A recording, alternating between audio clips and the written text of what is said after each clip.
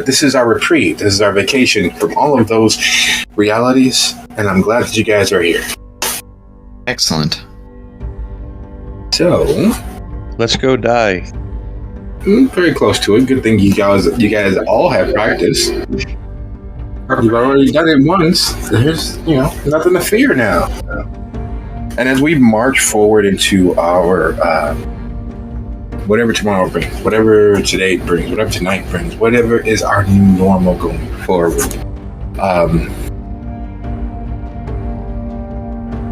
Thank you all for all of the efforts thus far. Thank you for the time that we've spent and for all the time that we may spend moving forward. I shamelessly appreciate every opportunity to play. And again, I can't drive this home more. I can't state this more vociferously. This is the foundation of everything. There are several projects, that were in the offing that have been limited down to one additional. Hopefully it's not stretching my time and enjoying this hobby far too thin. But, we put as many irons in the fire as we can, and hopefully we get something decent out of it. Does anyone have any questions, suggestions, hypotheses, or any corners we need to round off?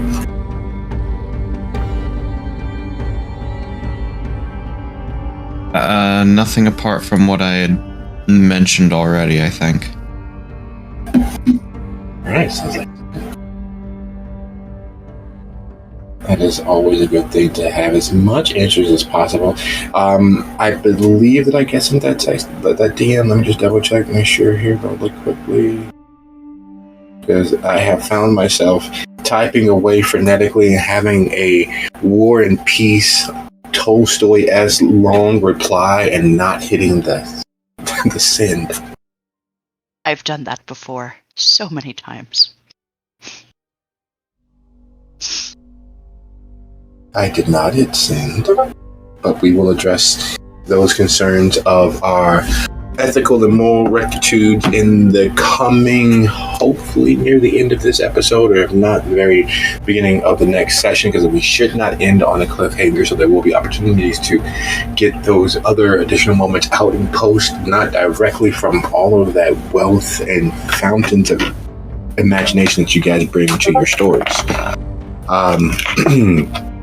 As a group, with there being no further questions, no suggestions, no hypotheses, because we did end on a cliffhanger. We did end in media res with Hestia outside watching as Alexa steps from the ever standard dark large SUV, with Miriam in the foyer pushing, urging, cajoling, canoodling, and otherwise trying to light a fire underneath all the people, all of the homeless residents of the Harazvaro shelter to get out. And with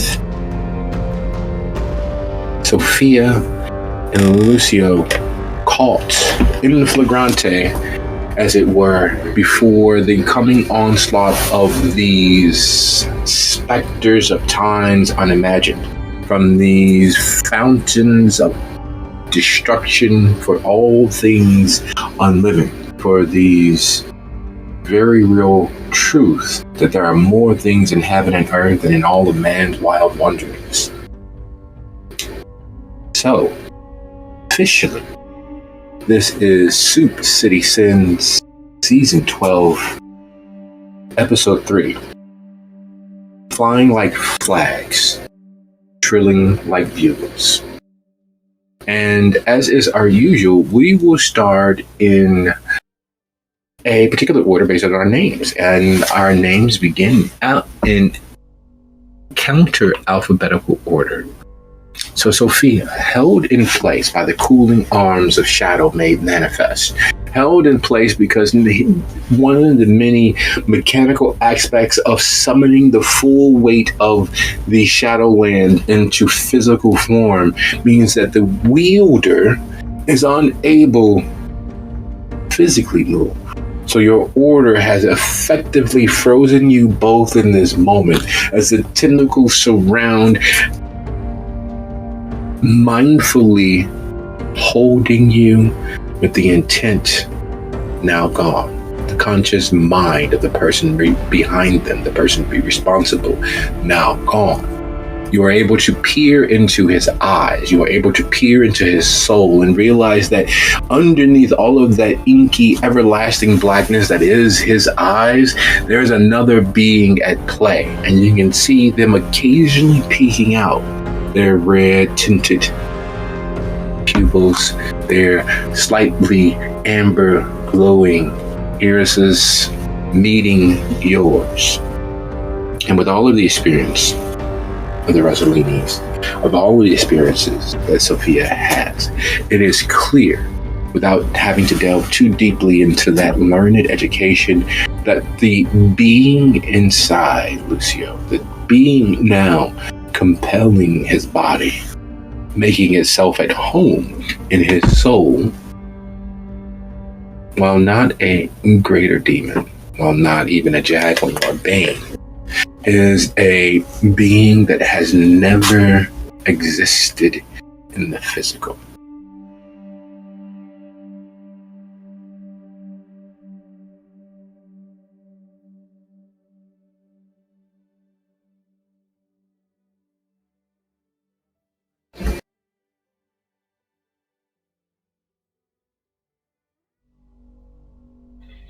Okay.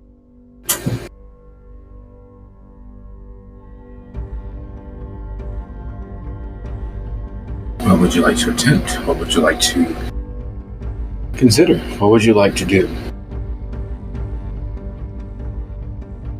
She's kind of at a loss because she attempted to crush his will and felt like she succeeded, but then here he stands, so she can't, not strong enough to break out of the shadows.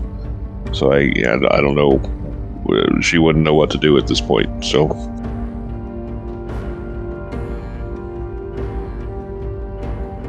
Would you be so kind as to roll your wits plus oblivion for me, please?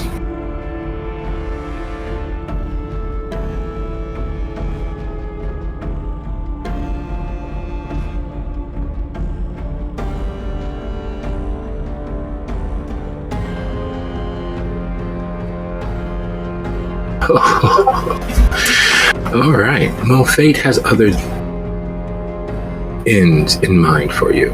Fate has another aim for Sophia. I didn't bring that up. That one. Because it is quite loud.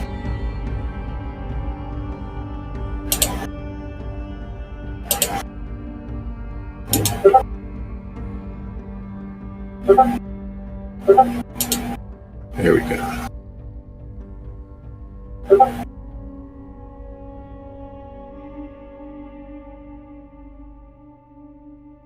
At a loss for what to do, with no immediate plan of action on the tip of her tongue.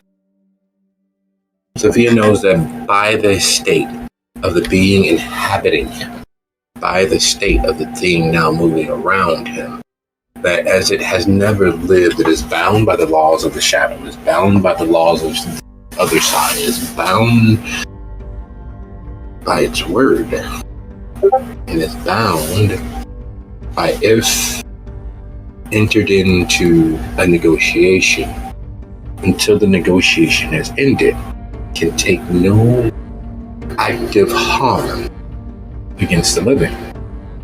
That old, often trotted out chestnuts, you have to invite evil in to open the doorway, have to create a connection, which oblivion itself does automatically. However, you, as far as it concerned, are an inhabitant of the skinlands. You quantify as living, unless of course it feeds on the dead.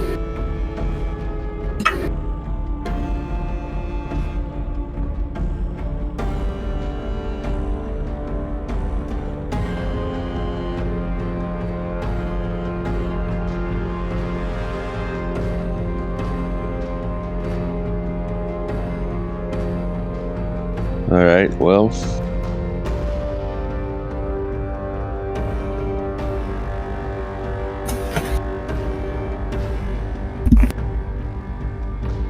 She could attempt to persuade it. However, she's way better at intimidation, so maybe she will attempt to scare it.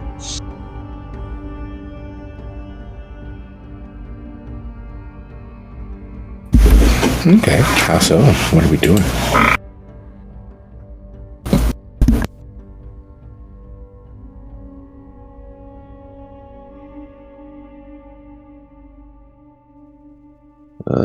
As my brain is a bit mush, I don't have the actual words that she would say, but it would be some sort of insinuation that there will be repercussions that are long-spanning if she is not let go.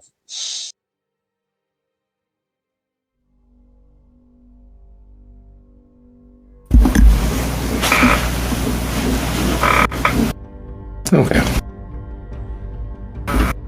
And then getting your DM there, she would use that as well. All right. So, that being the case, go ahead and roll your resolve plus oblivion for me. And let me double check the notes here.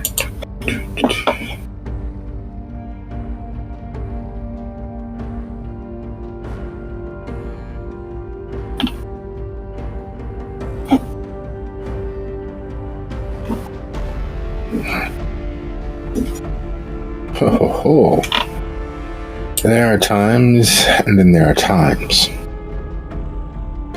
In the midst of the most rousing Jack Nicholson-worthy, scenery-chewing, bombastic, intimidative speech that has ever issued from such a cultured and experienced, world-traveled mouth, the draw, the pull, the allure of power races through Sophia. As the speech is clearly reaching not just the inhabitant of Lucio's frame, the understanding slaps Sophia across the mind. Anything, any being that has crossed over into the Shadowlands and has become a permanent inhabitant there, whether it's born there or died and entered there, or whether by some strange dint of pseudo magical fuckery is bound by the shadow, it needs a connective tissue. It needs something to connect it to this world. It needs a fetter. And as that thought settles into place, two things become obvious. Those monstrosities eating their way through the bulk of the spiritual matter of the shelter are tied or drawn across the shadow, drawn across the veil, because a potent arbiter of death is encroaching. There's one surefire way to drive those things back, and that is the capture, control, or destruction of their fetter. As the arms of shadow slacken their grip from around Sophia, the blade she keeps on herself for such ceremonies, the small nothing blade that is not even quite a full inch, just enough to break the skin, or in certain cases with enough force to shatter the heart, it's in her hands. There's a flick of the wrist, just enough to graze Lucio's knuckles. And as the vitae flows, there's an understanding that there's power being raised. In that power raised, as Sophia claims Lucio's body as the fetter that it is, the trilling power of the thing inside him falters. The eyes fade more into the inky blackness of Lucio's mind in an attempt to escape. But unlike our world, the shadow is bound by contracts, by words given, by oaths sworn. And a fetter is a fetter. And speaking of Fetter and ties, connective tissue, speaking of how each thing bleeds into the next, as even kindred are only semi-solid bags of liquids around their bones that hold them aloft. The press and stench of the shelter's denizens as they move past are curious as to what's actually happening. There is a moment before the press of bodies grows tight enough to cause the fear to ratchet up. There's a moment before the stampede gets into full swing, sweeping everything along with it, where there is the idea that escape is still possible. This is the razor's edge that Miriam rests along, because while the shelter from the outside seems to be just a derelict, dilapidated hospital, it is home to a myriad of souls, hundreds, far more than the average shelter can hold, far more than the average shelter can afford to stay in providing of. And yet here they are, hundreds of souls, children even, being led out of their safety out into the cold Chicago night air. And while Miriam is tall-ish for a person, her height is not enough to see clearly over the heads, the stooped shoulders, the fearful though determined stance of those leaving. She sees the SUVs, black on black, murdered out, as the kids say when speaking of such vehicles. There is a tremor of fear that settles in. There's only important people, and only even more important kindred who would bother showing up in such an ostentatious vehicle. And these people don't associate with those people. These people know that when those on high look towards them, by dint of location, they have to look down.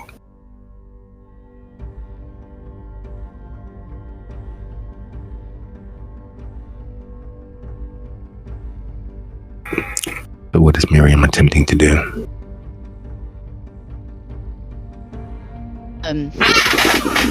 She would likely be trying to bring some sort of order to the sway of people exiting, smiling encouragingly, giving comforting words, one at a time, don't want to injure anyone. Okay, so you're trying to stop the bleeding, you're trying to staunch the flow, but still keep them moving out into the cold night air. Would you be so kind as to go ahead and roll your charisma and what works best? What had I decided? He would excuse me. Yep, charisma and persuasion. Unless, of course, you're attempting to really light a fire and force them into, like cows, pins and lines, force them to follow the cow right in front of them.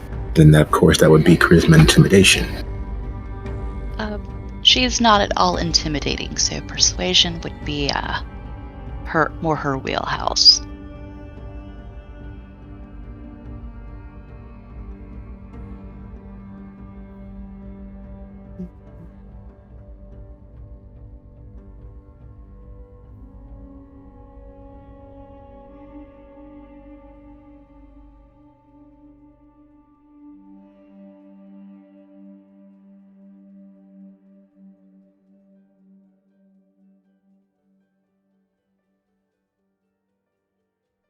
Not bad.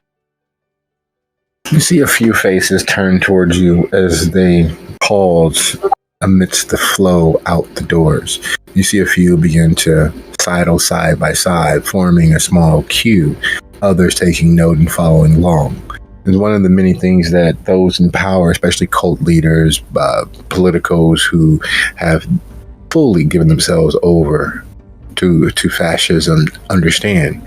People rebel against leadership, but if done correctly, if managed properly, They like being led. They like having the matters of their lives dictated for them. And while that is not Miriam's intent, that is the effect.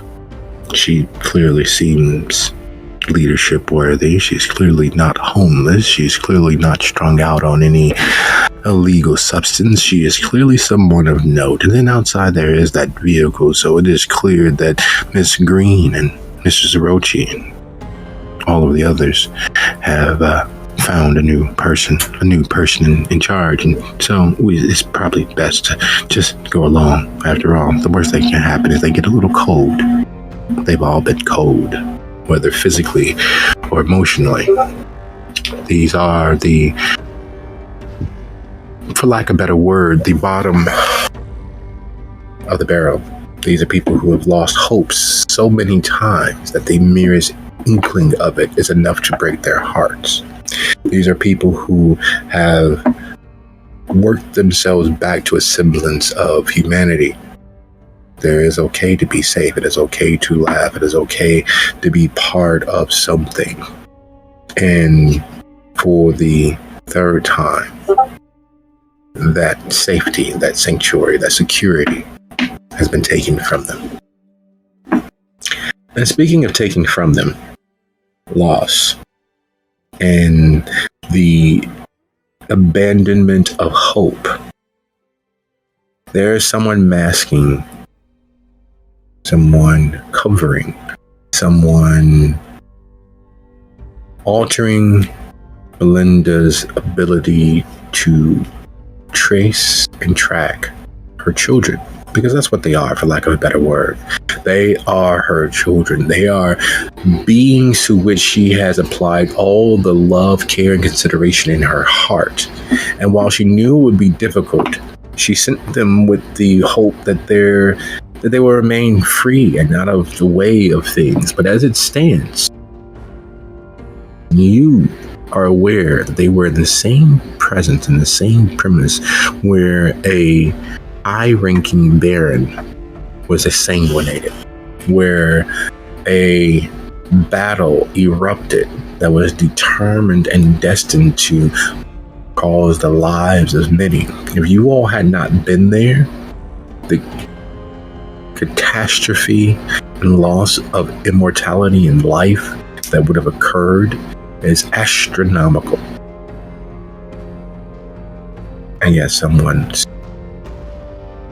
seems to be keeping you from finding them. All of your usual paths, all of your usual ways of reaching out, all of your mystical means have been for naught. A needle in the haystack is one thing. Being personally and directly stymied is another. So frustrated, a little annoyed, greatly aggravated, Melinda begins making her way back to the shelter, back to square one, as it were. Because while she is bound to them, there is still a mission she has in mind, her own goal. When you arrive, as you arrive, you see Hestia come barreling out of the building. You see Hestia looking around up the block and down the block, and then the onslaught, the flow of people like a dam bursting open. Then the arrival of the black on black SUV and the Scourge stepping out. The dread executioner of all thin blood and most caitiff stepping out of a vehicle that looks, for all intents and purposes, like a hearse on steroids. What do you do?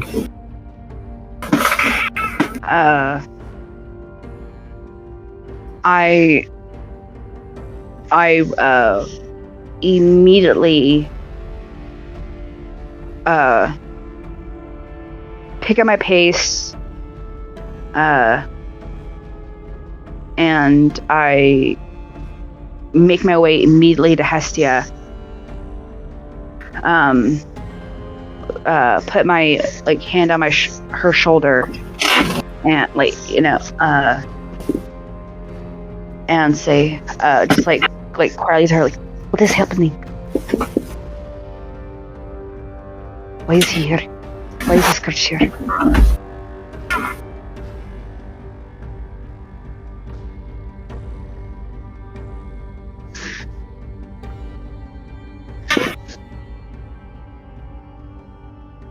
Hestia? Wait, well, I thought we were going in order, so that's why I said, am I allowed to answer that, or? Yes. Okay, as she puts her hand on Hester's shoulder, Hester looks around, just now noticing all the people, and, like, trying not to curse under her breath, looks at Melinda and goes, leaning in, I don't know why all my people are outside. You're gonna have to give me a minute. As far as why Alexa's here, we don't know yet. She said she needed a meeting, but we're having a bit of a crisis right now. So, what's new? Trying to keep her out of the building, though, so if you can figure out a way to do that without pissing her off, that would be great, while I get my people back under some semblance of control, or figure something else out. Thanks.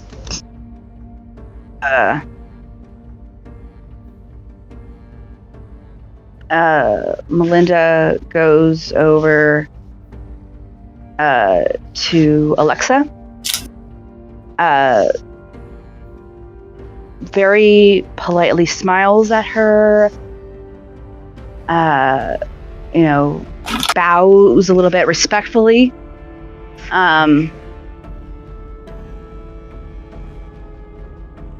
Alexa, what do we owe the pleasure? Well, my dear hound. Or are you all still the hounds, or are you more the puppies? Either way, there is a matter that you all need to address, and we are coming to plan and plot that out so that we don't have further breaches that will be a threat to us all. But it seems as if you all are having a fire drill, an earthquake drill, or you practicing for tornadoes at night. What is this all about? Well, fire. It is fire. I'm not sure, but it might be fire drill. But my understanding is you don't go outside in tornado. And there's I've never seen a tornado.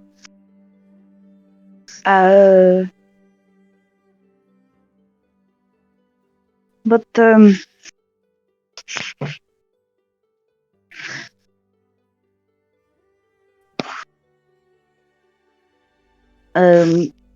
as far as my understanding, we are still your hounds.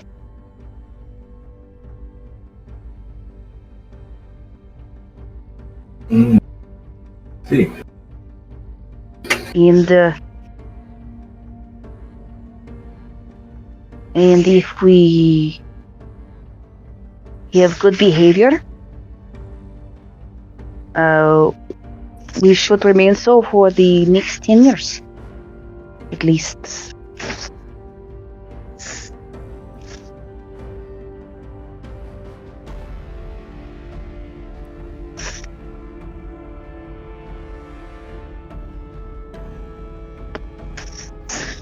In the grand scheme of things, of stories told and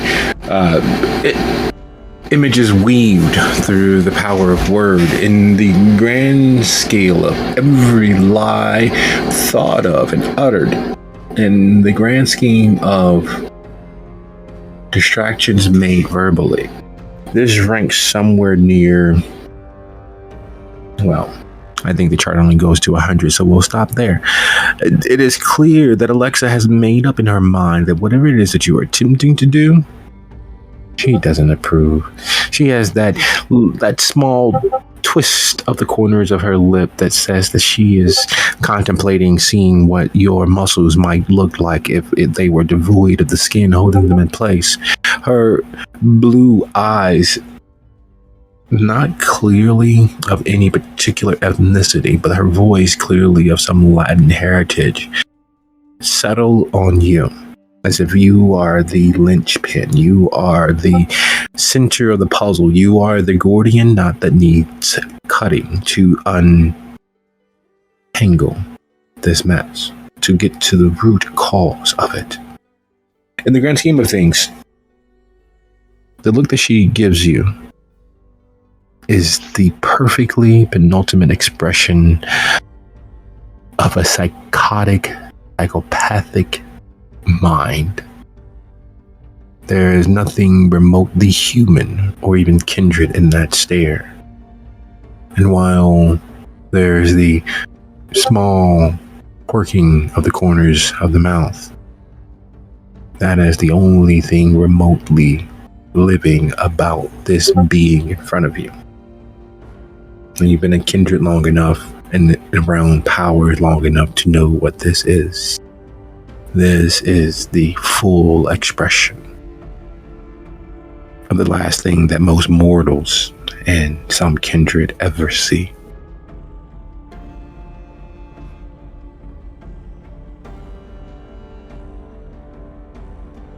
And speaking of last images, you never realized how light, well, not light, how cerulean Sophia's eyes actually are. There's a hint of blue there amidst all of that hooded shadow in her eyes, in her gaze. Being this close to her, you are able to discern the curvature of her nose and know that it is mostly Hellenic, denoting some Greek ancestry somewhere down the line, several generations removed from the now.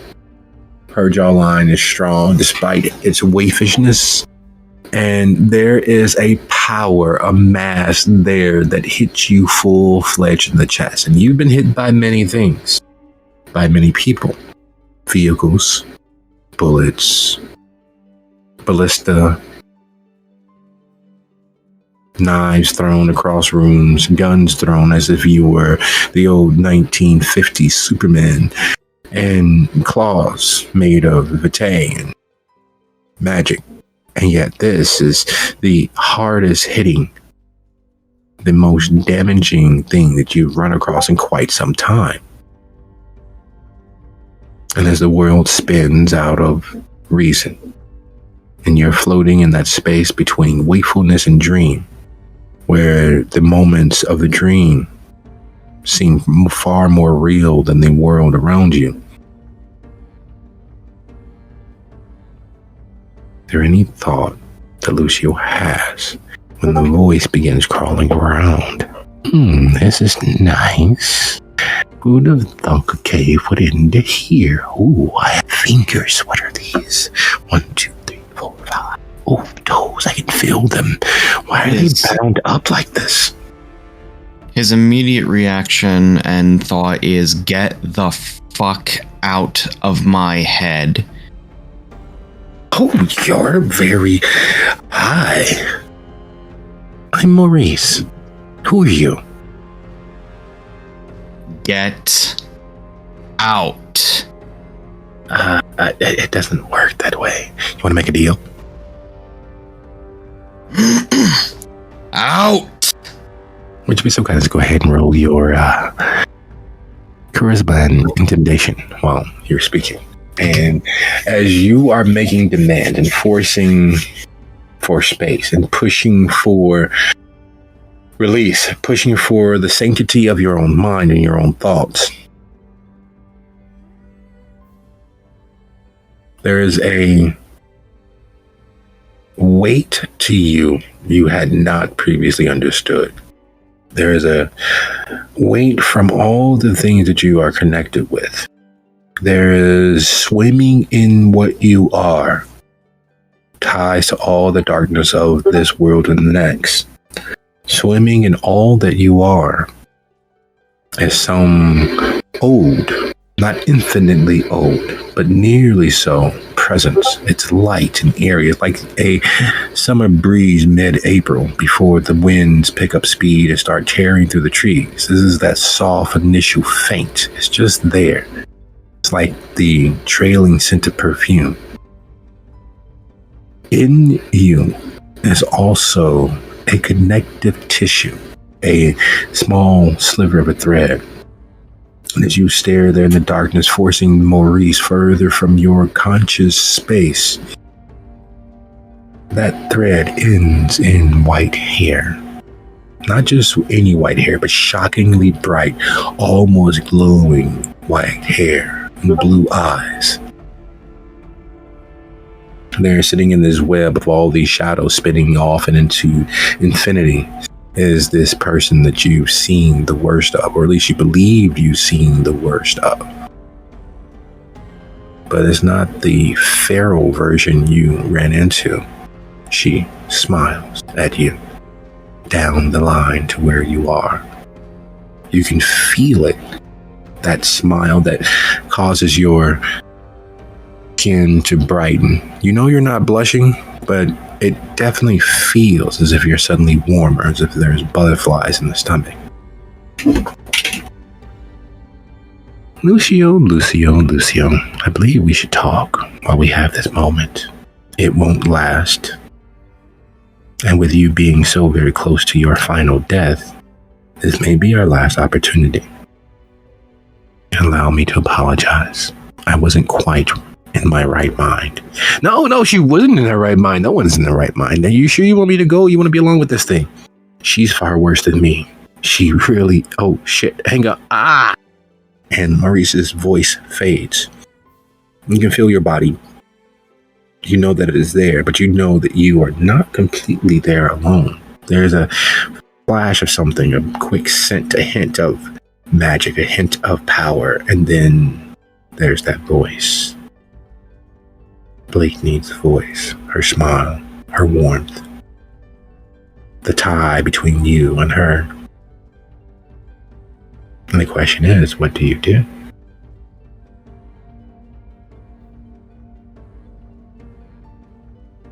Are you just another figment in my head? No. Don't you understand that the blood is life? The vitae is what connects us to all that has come before. In these moments when you're preparing to die, or when I'm preparing to die, there is an opportunity. There's a way to do this while you are existing, but I didn't think that that would be polite or possible.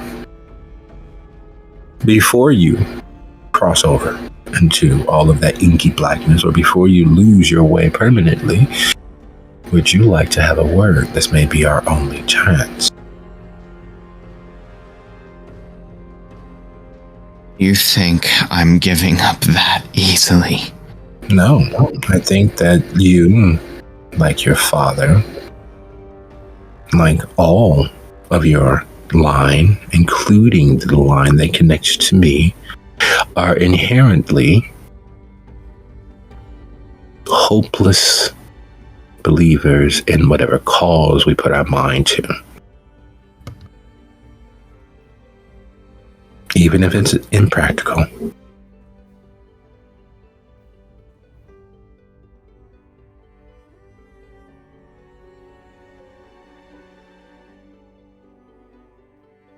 What do you want to say? We don't have to be enemies. It's trite. It's a trope.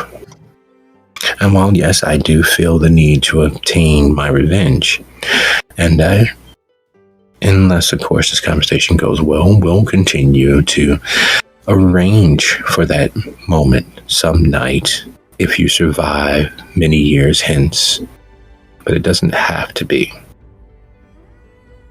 We can have a pact of non-interference and potentially move into a state of uncomfortable silence in each other's company. And from uncomfortable silence, we can move to an amiable quietude. And from amiable quietude, only a few more years between having small, nonsensical, non-important conversations. And from there, who knows, we may very well become friends. But for now, a pact of non-interference, so that I don't have to focus my attention and kill you again.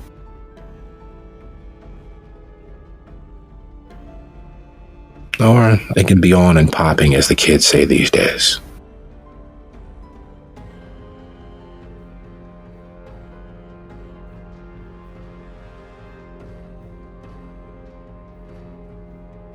killed me once. Collateral damage. It happens. Your father drove me insane. So if you were to really blame anyone, it would be your father working against me.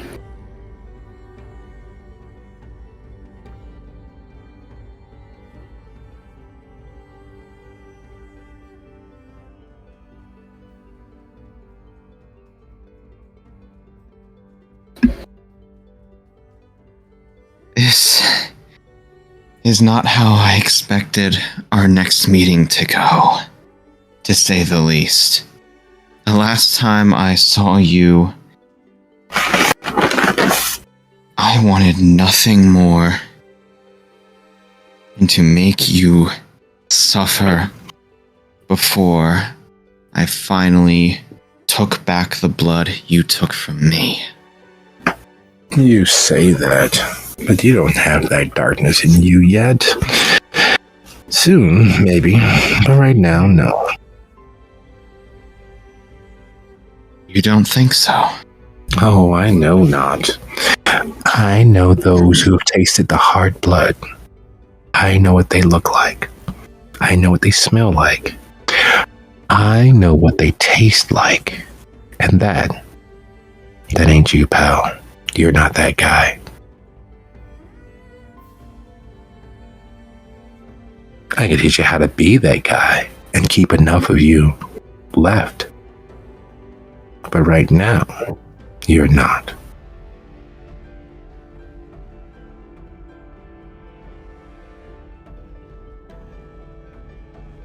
Speaking of not being, and as the darkness begins to swell and you can hear Maurice, no, we're not doing that. No. We turn our gaze to Hestia. Melinda has arrived from nowhere, has appeared as if summoned by the chaos that is your new normal.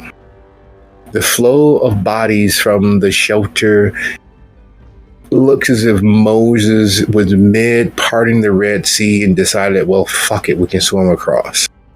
The lines having formed queues beginning in the back instead of in the front, and it's a mass of bodies looking to each other for some semblance of safety and sanctuary that has been again disturbed. Looking from face to face and spotting over the heads of the few that you can see at your angle looking up and towards the back of the building. You can see Amelia's thin form, the cigarette ever present hanging from her lip. You can hear behind you Alexa's voice take on the note of cold stone on steel. You know that somewhere beyond this flood of people, beyond this flood of those that you have cared for, your flock, your children, your extended family, your garden of people, somewhere back there, behind all of this, is Lucio and Sophia and Miriam and a hoary horde of hellions given release. Many fleeing for their everlasting existence and others feeding on them. Things that you hope to never be privy to never see, to never have to engage with. And while most would be mentally broken, most would be too chaos-stricken to do much more than look on catatonically. For you, it's just another Tuesday. What are you doing, Hestia?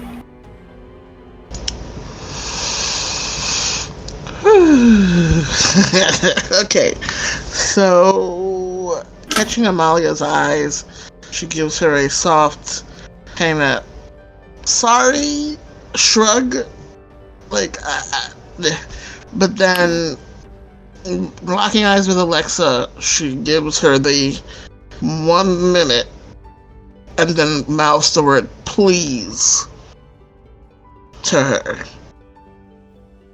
And then jumps up on the bumper of a car nearest them to get everybody's attention, because she's obviously too short to be seen by everybody.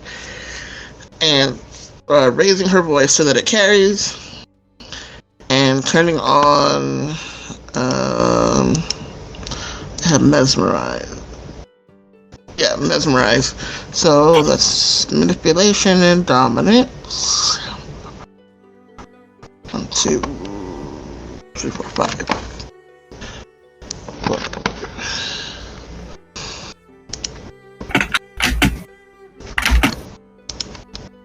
I don't need everybody, just a couple. Not bad, I guess. Just...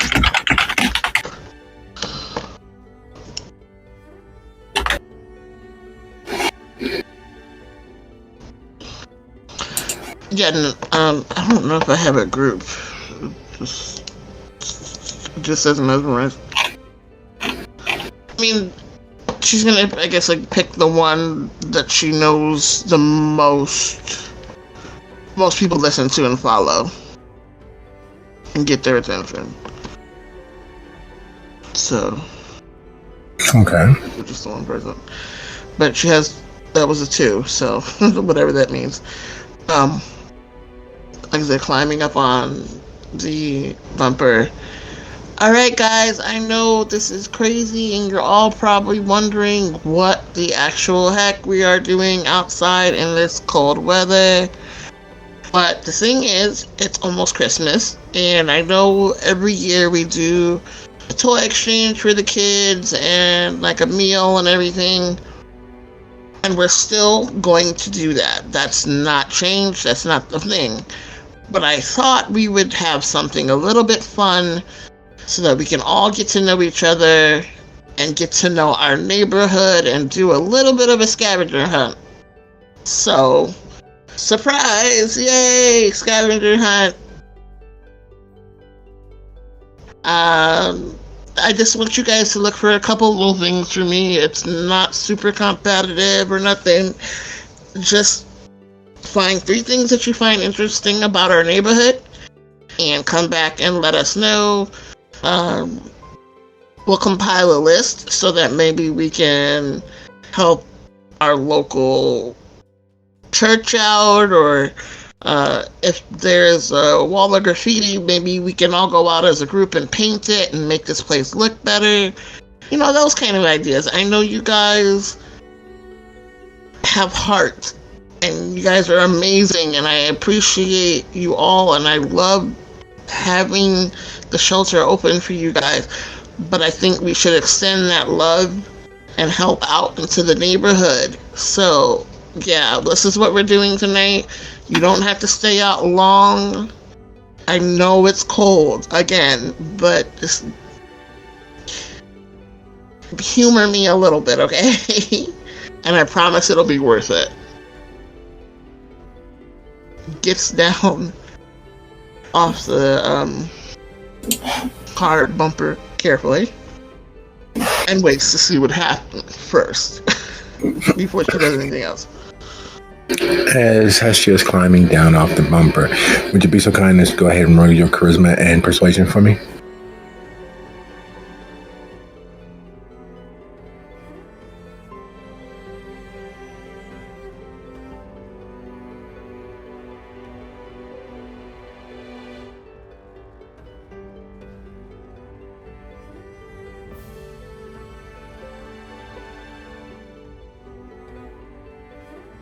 Should I re-roll that?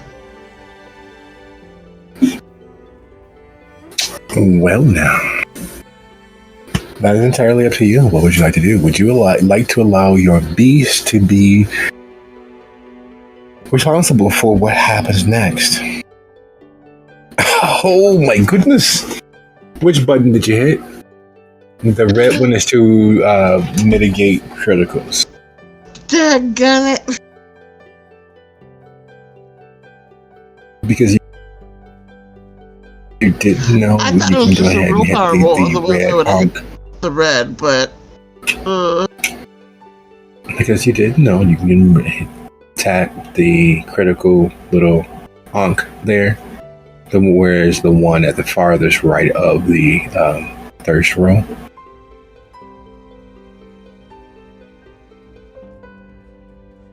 Well, it was just destined. Oh, it's fate. to be. Yeah. It was destined to be. Destiny, fate, it can be a cruel mistress, and this is no different.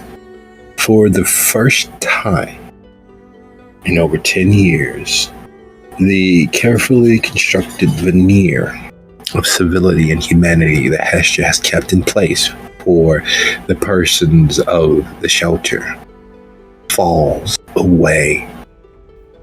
She is sure and hopeful that none have paid that much attention, but in her excitement, in the getting behind the lie, to live the lie, as all good grifters know, a bit of the truth slips in. Her fangs are extended. The idea of actually being helpful to the community, the real realities of that and how it actually affects her have come to the fore.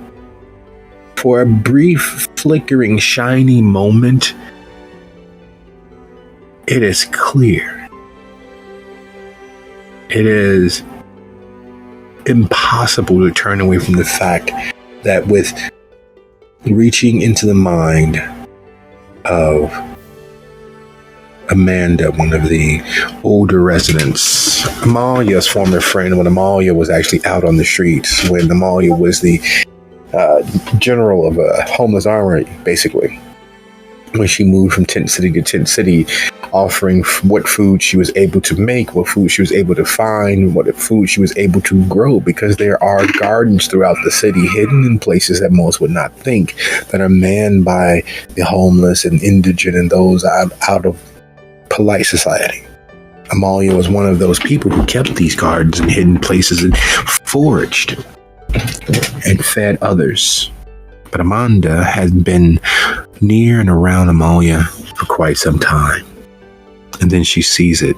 The paleness of Hestia's skin. The fang is peeking out from beneath the full lips.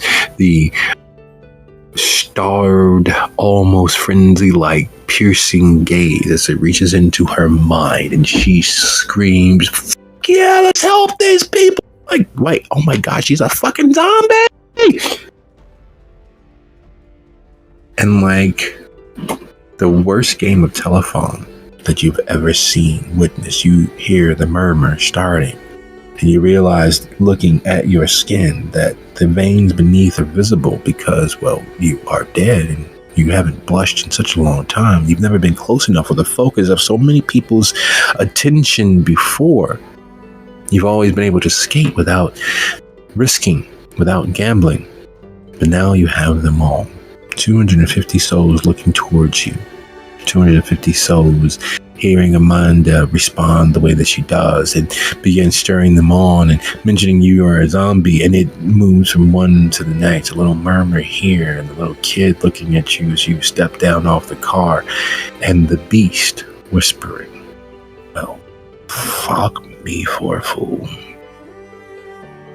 We should just kill them when they're asleep. We turn on the gas, blow out the pilot light on the water heater, blow out the pilot light on the furnace, and they drift off to sleep. They never wake up. They never tell anybody." And speaking of never tell anybody, to drift off peacefully, to end one's existence, Sophia, staring into the eyes of that thing and knowing what you have, what is it that you do now that you have subsumed control of its fetter? I can tell it's still in there and doesn't want to go. No, it doesn't want to go. It wants to stay safe, nicely ensconced inside of a big, strong, muscular body. Although its personality is beginning to settle into place, and it's childlike in its perturbedness. No, don't do this. So tell me, do you know what would happen to you were I to destroy your connection while you are inside it? It's the whirlwind, but the whirlwind is better than them. Look, there. Look, we can work together. We can help each other. We don't have to do this. You don't have to make this difficult for me. I don't have to make this difficult for you. We can leave right now, you and me. Let's go. Come on. We can get out of here. You can go your way. I can go mine. I can enjoy this nice living space. And this guy talking to him, and he won't shut up. Why is he talking? He's talking to nobody's just actually here. It's just him and me, and he's not talking to me. That is very interesting. Who is it he is speaking to? You tell me this, perhaps it will buy you some more minutes. I don't know. He's talking in the shadows. He literally, his voice is filtering into the shadow. It sounds like he's talking through, what do you call it? It's like he's talking through a sheep's ass. It's just wool and muffled, and he's talking to nothing. We don't have to do this. No, come on. No, come on. You go, I go, we go. It's fine. Unfortunately, I need him back, so unless I'm going to destroy him and cast you into the Tempest, then the best deal that I will offer you is you may ride him out of the building and then you will vacate. Wait, we got a deal? We really got a deal? Excellent. I'll take it. Sold. 100% Con-American. Wait, that's not how that goes. It's Americant. Wait, how do I move these things? He's got fingers, but he's got these things too. What if you were to relinquish some control and let him walk you out of the building, and then you can go your way?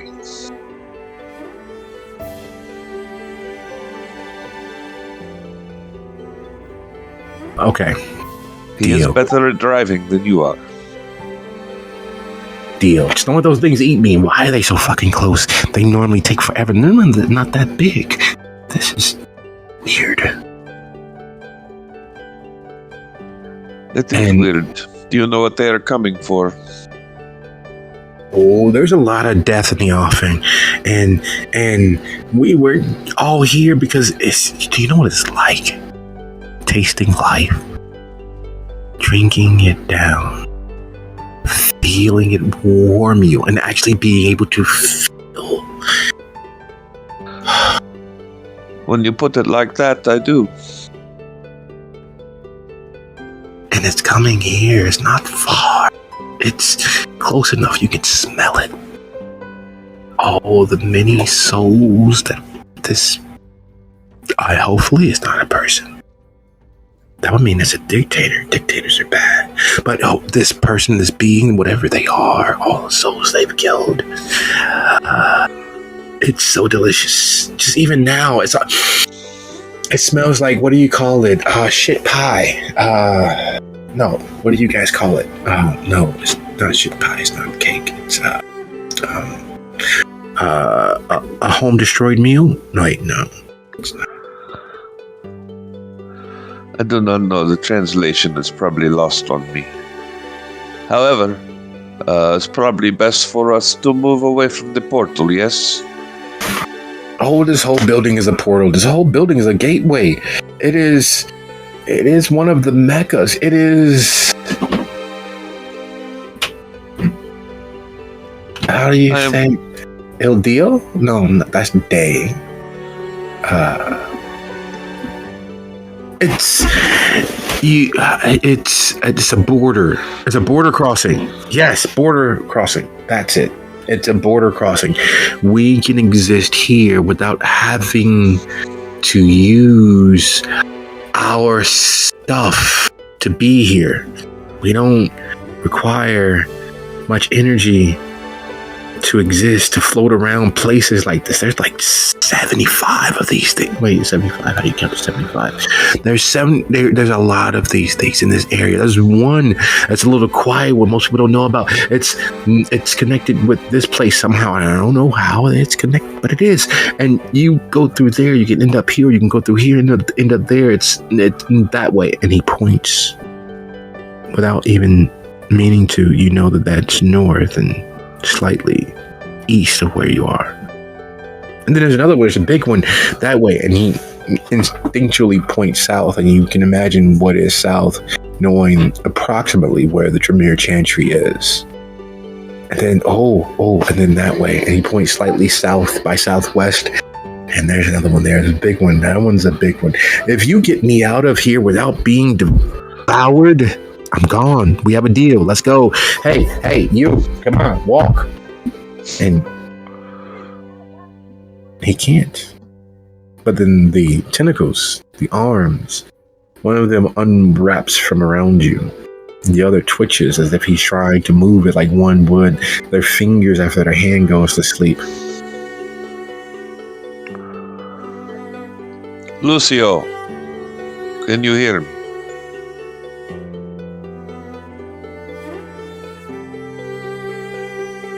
And your voice echoes.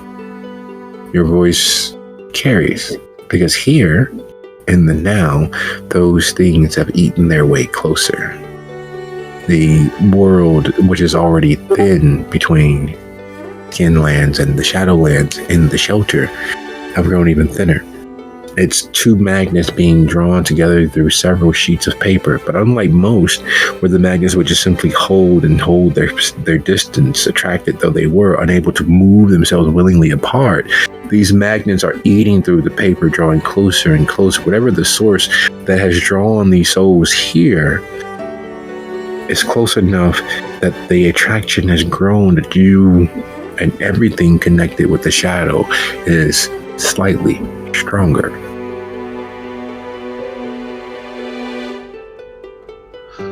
You need to relinquish your hold over the shadows. We need to be away from here. I will take your hand, you follow me. Do you understand me?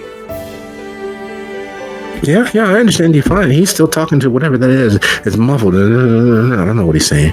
I don't speak that, whatever that was. I speak everything, but I don't speak that. That's somehow weird. It's like he's saying something here, but it's teleporting way over to wherever the fuck that is. And as he twitches and he speaks, another tentacle, another arm of Airman falls away. You can move. However, his tie to the shadow is what's holding him. And speaking of tie to shadow, we're going to skip a little bit ahead because the conversation between Lucio and Laura is one of a multifaceted delving into the lore and history of who and what he is, or who and what he was believed to be, and what others have put their expectation as to what he will become. And just as the linchpin, the key to it all, the why of it all is about to be shared, Lucio, you hear Sophia's voice, not Blakeney's. You hear Maurice whispering through your mouth. He's using your voice with his cadence, with its very presence. Do you retain your hold on Oblivion, on the arms of Aramin, or do you relinquish some control, some connection to the shadows?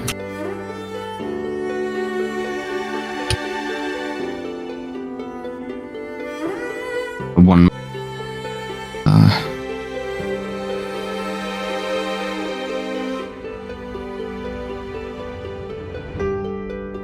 Okay, sorry about that. No worries. So, I think I'm like Lucio's focusing on the conversation with the person that has been the subject of his hatred for the better part of a year now. He probably would, like, just unconsciously release the arms because he's not about that. Fuck is Blakeney in his mind?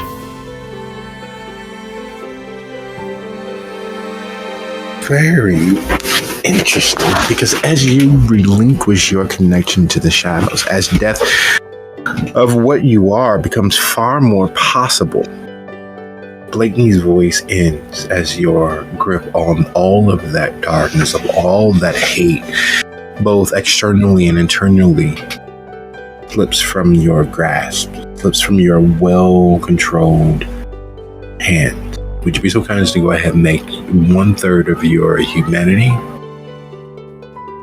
and your unspent willpower for me, please? So, about that, are we saying that Lucio's willpower is at the maximum right now because he hasn't spent any, or has he taken any aggravated willpower damage at this point? He has not taken any aggravated willpower damage at this point. Alright, so 1/3 humanity plus unspent willpower. So that would be...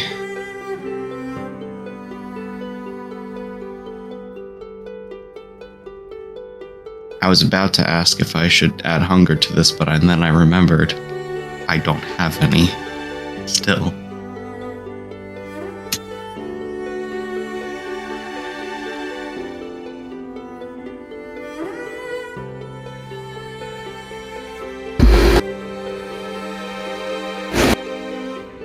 There are some things that should never happen, but they do. The shelter has been party to and part of an innumerable number of impossibilities made reality. In the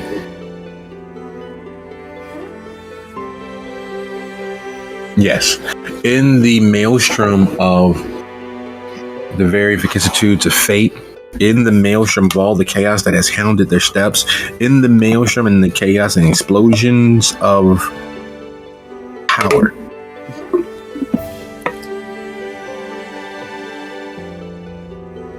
the beast has always won out. The beast will out. The darker impulses of their natures rears its head, and it costs lives. It costs futures and immortality. It comes due. Always. You never escape it. The piper must be played. The band must receive their compensation. There's one surety in life, and that's death, and occasionally taxes. But for Kindred, that's the beast. And as it grants its strength to Lucio, as it demands its release, as it demands its proper just due, because this person has taken it from itself, the impossible happens. Lucio lets go. For a brief shining moment, all of those hard-won lessons of his youth.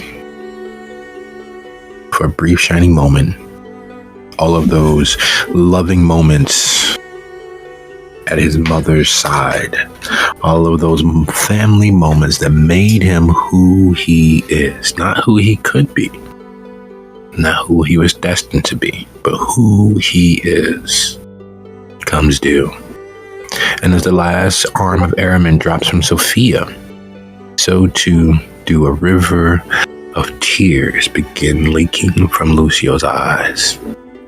Holes appear in the center of his hands, and rivulets of blood begin leaking from his head. It is very much as if he is suddenly in the grips of a crucifixion, and not just any crucifixion. The crucifixion of Jesus of Nazareth, the Canaanite king, the Savior. And you are sure that in that darkness of his eyes, Sophia, is Lucio. In his fullness, in the impossibility of usurping control of his person from all of those who have put their hands on him, his future, and those connected with him.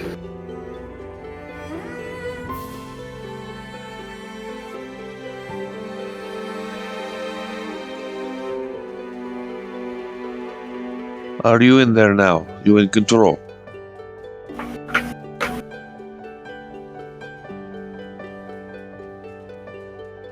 Am I? Yes. And as she's speaking, she's grabbing his hand and pulling him out of the room, so... It's me. I'm in control. Still me. We must go. It is still in you, but I have made a deal. It will leave soon, but we need to leave here. Damn it, I thought I kicked that fucker out. He will go on his own, but I told him you could ride you out of the building for safety, but then he will be gone. Fine. All right, let's go.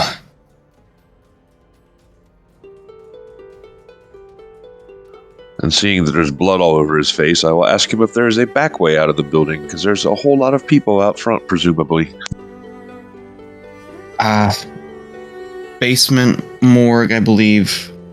There's a poster and exit we can use. You are in control, lead the way. And Lucio will do so. As you guys make your way down past all the souls running away from what's coming through the office, you find that it's far easier going down or running toward the tree to keep from being felled by it as it rushes towards the ground. As you all are leaving, and the bodies of all the people upstairs and all the people in the foyer who have exited out, you, Miriam, from where you are suddenly next to Amalia and the Batian, who have finally made their way close enough. What are you doing, girl? Says Amalia, her voice raspy from all the years of cigarette smoke, her skin looking very much like finely preserved leather after all of her years out on the street. But there is a strength beneath all of that, a seeming frailness, because there is not an ounce of fat on her. In comparison to Sebastian, she looks, unabashedly like someone who could easily be the stunt double for the Crypt Keeper. But there is a genuine care to her that shines beneath all of the gruffness, and her concern are the people who are now outside. And then you all watch as Hestia, in all of her kindred glory, mounts the back of the car. The leap itself was enough to trigger some, wait a minute, hang on. That is clearly a little bit more than a person her height should be. And you're wondering, you're pausing, you're a little doubtful, and then it happens. You can feel the undead strength from her even where you stand. That thing that helps every kindred outlast, exist, and fight off the effects of time. Her fangs peeking from the fullness of her lips, the true death that sits across her skin, the pallor, all of that comes immediately, instantaneously visible. And though you can't hear exactly what she's saying, because as the last person leaves, the door of course closes, but through the glass, through the windows, you can feel the weight of her words. And you can see the people looking from one to the other, confused that such a magnetic presence is amongst them.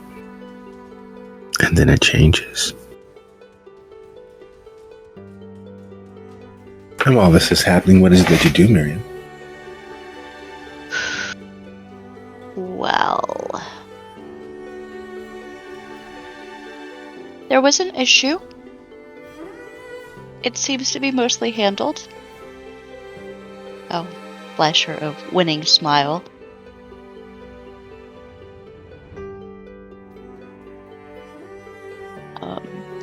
Does she seem to be reacting to what she's seeing on Hestia?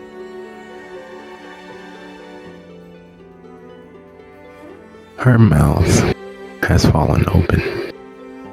Her gaze is locked on Hestia. It's the look that the overly romantic mouse has when they realize the ball of fluff and fur that they were applying themselves towards is actually the tail of the cat, that something urges them towards it all the same. Alright then. So, in that case, I am going to bring her back to me, and we are going to cloud memory so that she forgets what she just saw of Hestia.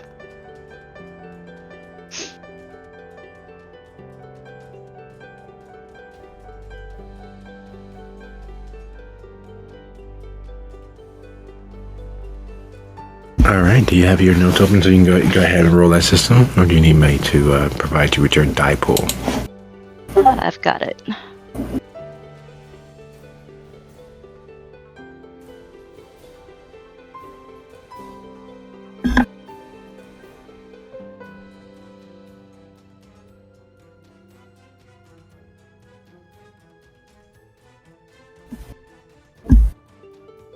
looks included? No, not in this particular case. Well, she already has eyes for Hestia. You can't stir true love would be simply another attractive flash in the pan. It's all good.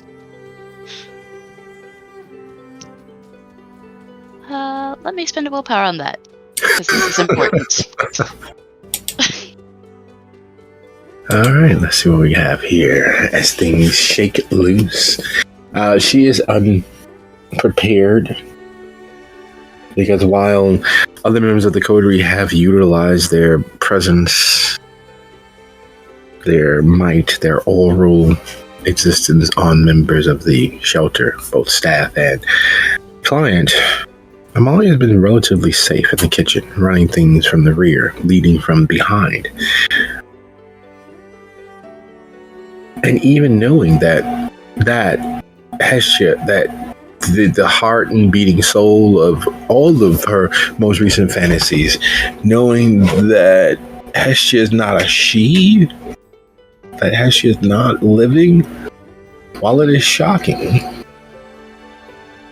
and then it's taken from her.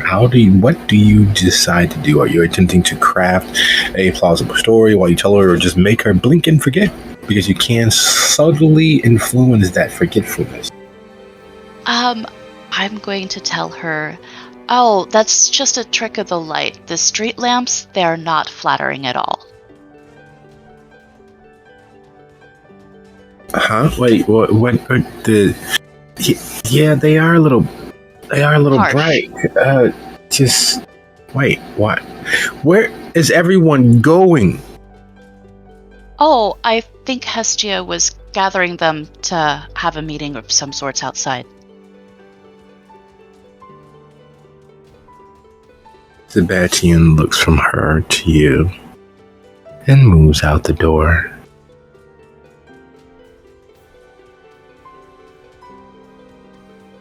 That boy is what? Don't we? All right.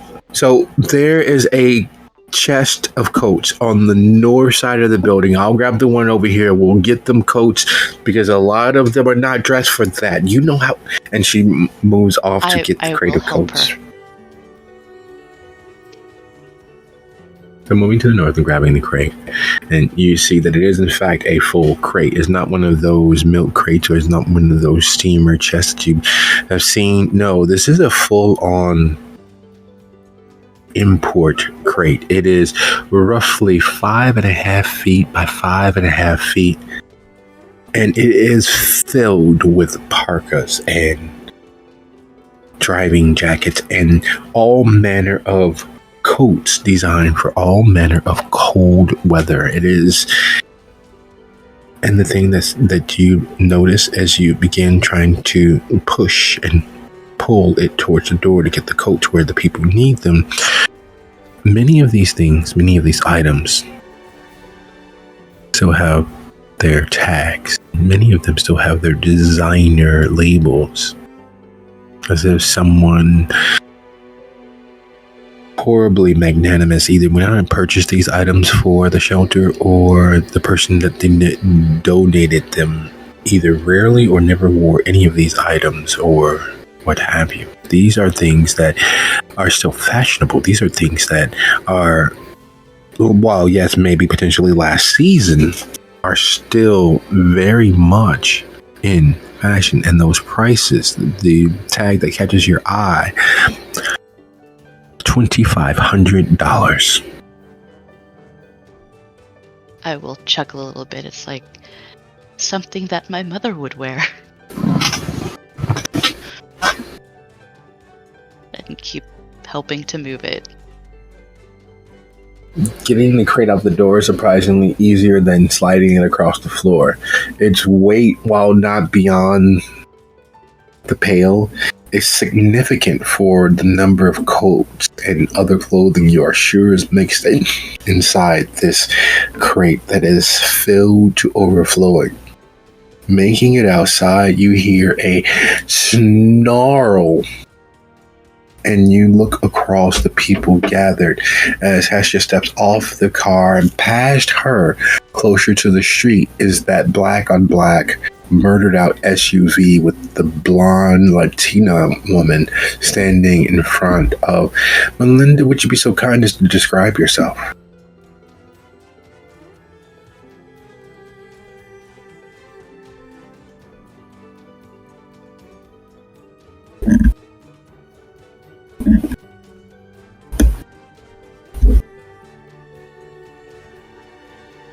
Linda?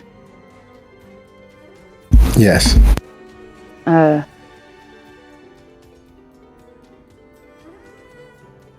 She is about 5'6", long curly black hair, brown eyes. She wears a 1940s style trench coat, because back then things were made to last, and she likes that.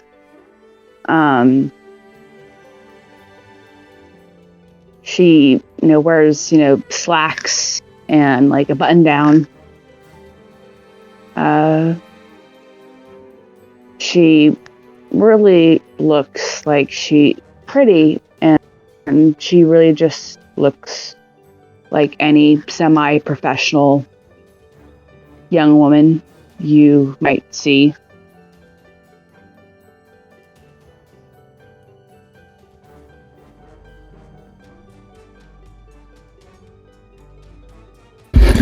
And the snarl is clearly coming from the Latina, who you've seen saner seeming entities in a nightmare. There's a stillness as if there is a jaguar tensing its muscles for the leap. And unlike other large cats, the jaguar don't suffocate their prey. They bite through the skull, their jaws powerful enough to sunder bone. So as a jaguar sets its sights upon you, the idea of potentially fending it off is a ridiculous one. Death comes to most who find themselves face to face with the predator.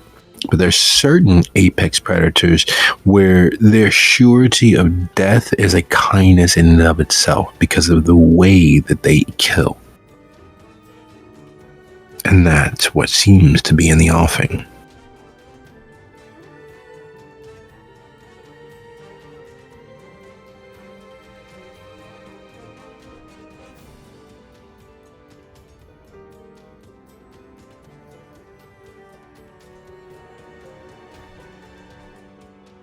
Praying that for a moment, she will glance at the lady and the throng of people and whistle screeching, piercing sound and yell, "Coats!"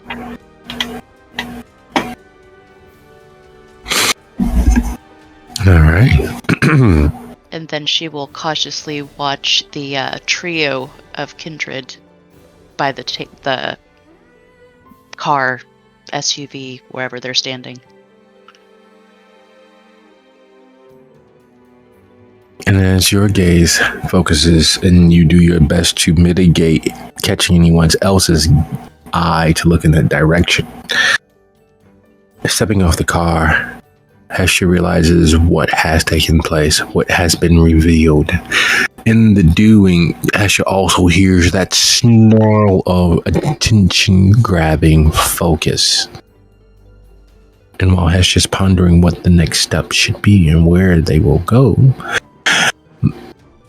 Melinda, there are things that should never come from a human throat. Things that should never come close to a human's throat. And kindred aren't exactly human, but they're not exactly not human. They were once human, and now they're something else. and that something else is a monster, and that something else is something from Nightmare. It is a thing that exists and thrives on the lives of others. There's always a need to divest another living being of all that they are. It is ever present. And in this moment, it is clear that you are the thing that needs to be divested of life as far as Alexa standing before you. There's no tinching or clenching of the jaw, no folding and unfolding the fingers into fist or claw-like shapes. No, there's a stillness. There is a out of nowhere. And yet the eyes remain on you.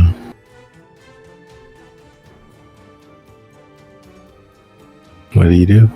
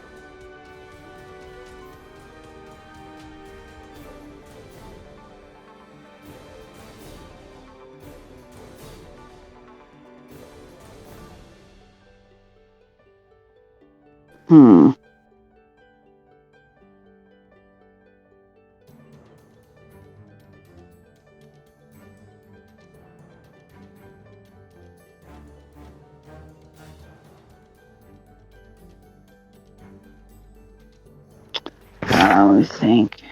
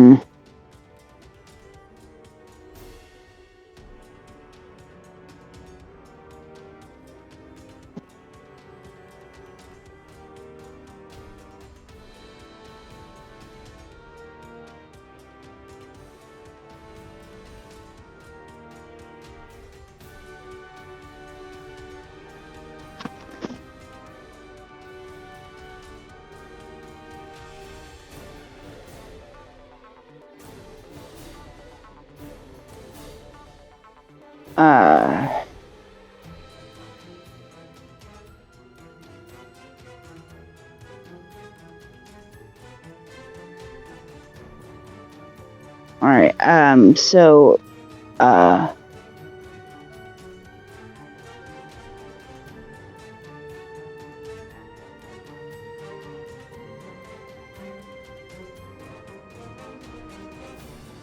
Melinda says,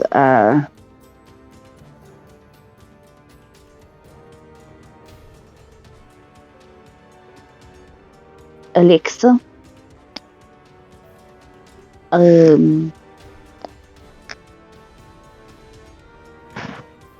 I just got here, so I don't really know the situation about what is going on here.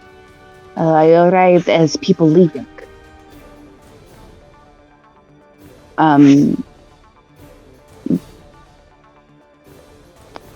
Is you arrive?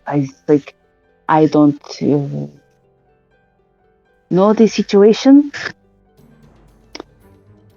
I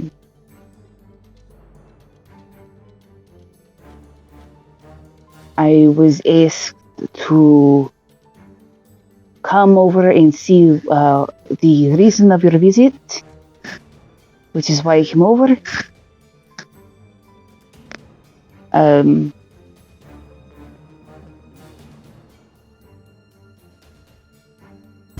but You are I'm tempting fate. Do you know what my first kill was? I tracked her down. She begged for her life. She called me a monster. I took on her senses and watched as I killed her from her eyes. This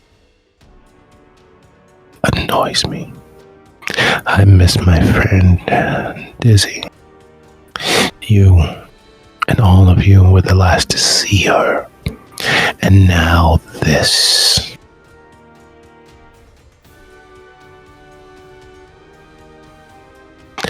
Your task was simple. But this, and Hestia showing these filthy degenerates what we are.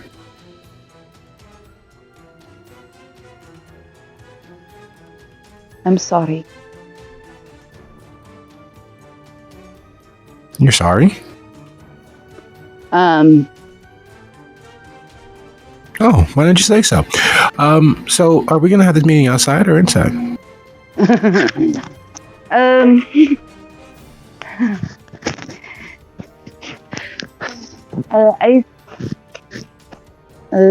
arrived. I just arrived. As I said, we arrived here same time.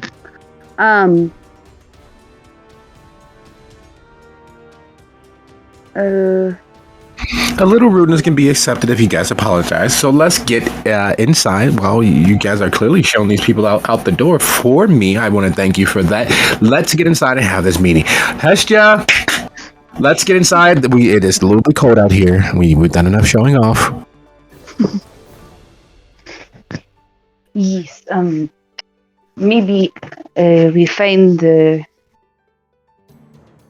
you like blood cake? We might have it. She steps closer to you, extending her elbow for you to take it. You should escort me. You should escort me in. You know, an apology is only as good as the actions to match it. So, yeah. Yes. Let us go ask Hestia if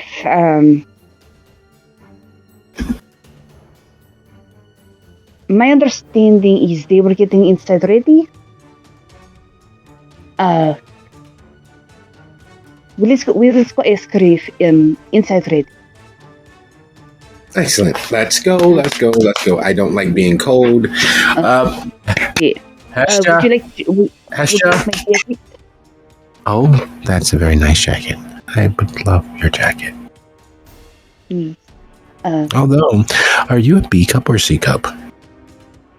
I believe it's C. Excellent. Can I have your bra? Not outside. Mine is a little uncomfortable. It's a little tight. Not outside. Why do they make the clips so annoying? They dig into the skin. It's just. It's like it's. They used to be made so much better.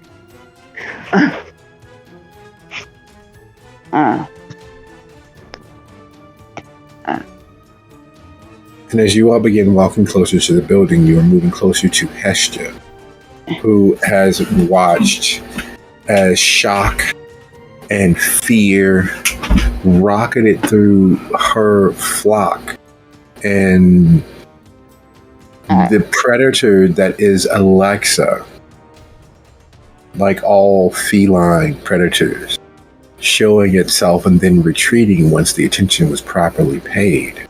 It's like walking backwards or wearing a mask on the back of one's head to fool a tiger into not acting on its ambush impulses. Melinda says, Hestia, I told you it's a bad idea. The makeup.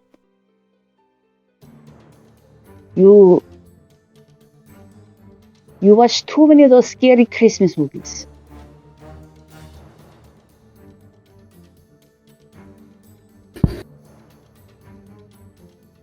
Why did you do this? I told you bad idea. Is Hestion's beast still pretty close to the surface, or has that retreated? Yes, it is.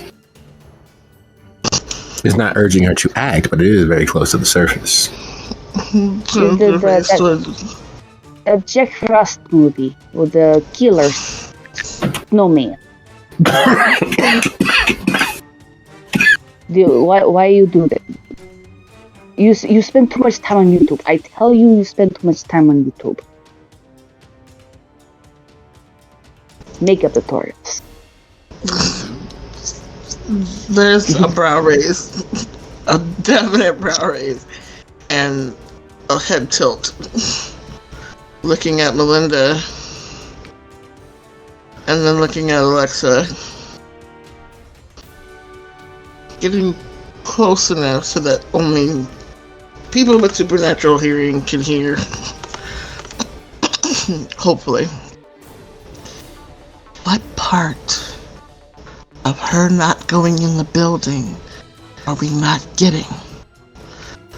That was the key here.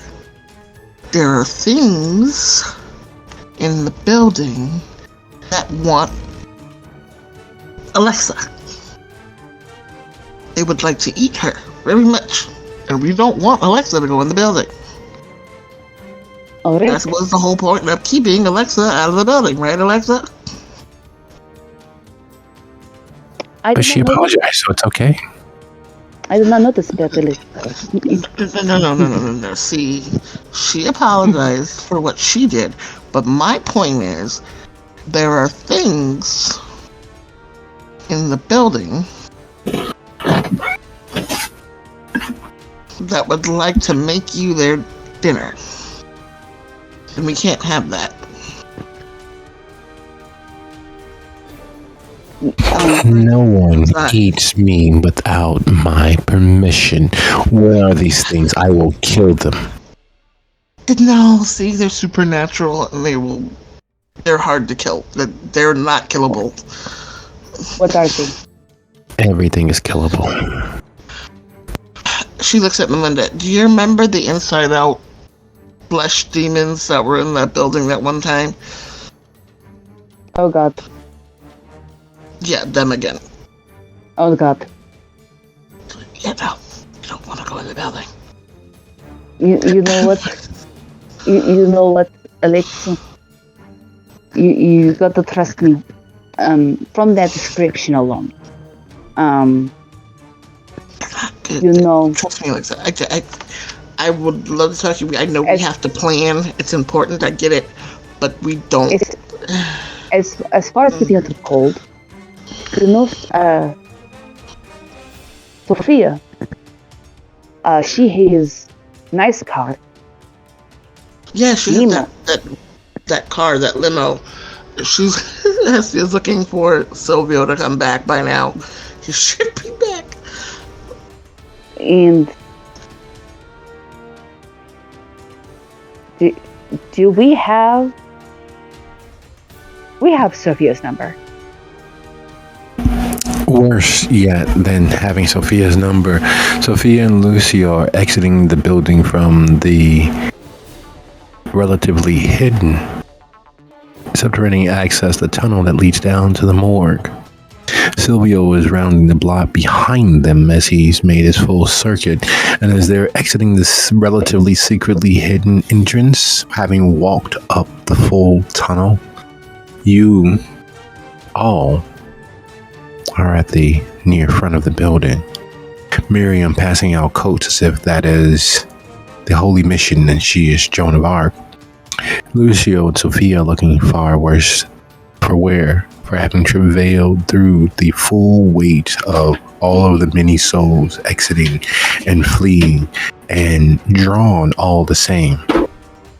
There is a weight about them that, for those of you with unseen presence, since the unseen. And for those of you with Oblivion sight, you know that weight are all the souls who held on and rode them out, despite the borders and boundaries that keep spirits and souls and things that were never born and things that are worse, where they are bound, where they are tied to, where they exit. And as Sophia and Lucio round the building, Silvio bringing up the rear, you see Hestia and Melinda and Miriam at the front of the building, and in their midst, less than a stone's throw, less than an arm's length from the building itself, you see Alexa with Melinda holding her arm as if they are a couple strolling through the park after a well-fed evening.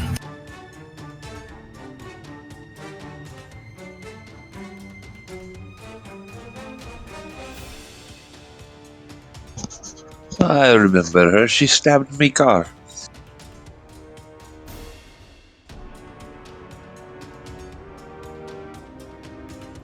And she'll turn it, looking at Lucio, and look deep in his eyes and try to discern if that spirit is still in him.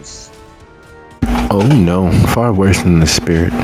Far worse than the thing that had never had the opportunity to live. There is Lucio, and then there's a weight on him that you are completely, wholly unfamiliar with your past, with the ties of family. There is something there that is neither anger nor the thirst for power. There's something all too human about it. It's all too living about it. It is, if you were to put your finger on it or to try to describe it, it is the physical manifestation of guilt, which is so antithetical to immortality.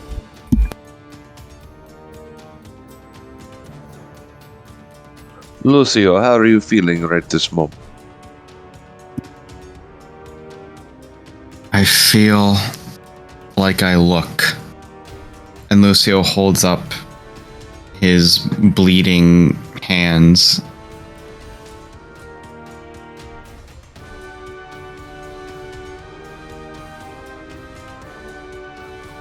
Silvio, a handkerchief. Lucio looks around. Does he see Alexa? Yes, you see Alexa at arm's length from the front door. You see Hestia there trying to, bodily in her small form, act as a barrier. You see Miriam handing out coats, and you see Melinda on Alexa's arm. Silvio reaches past your shoulder with a black handkerchief in his fingertips.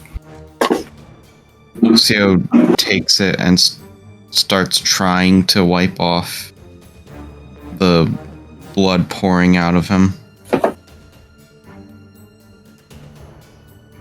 I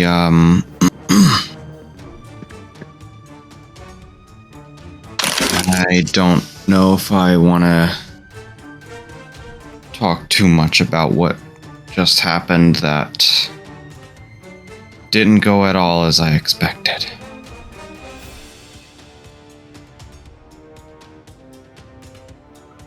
It is fine. Perhaps wait here. Silvio, how far is the car? Perhaps you could go fetch the car. I could fetch everyone else. Maybe we could go somewhere else.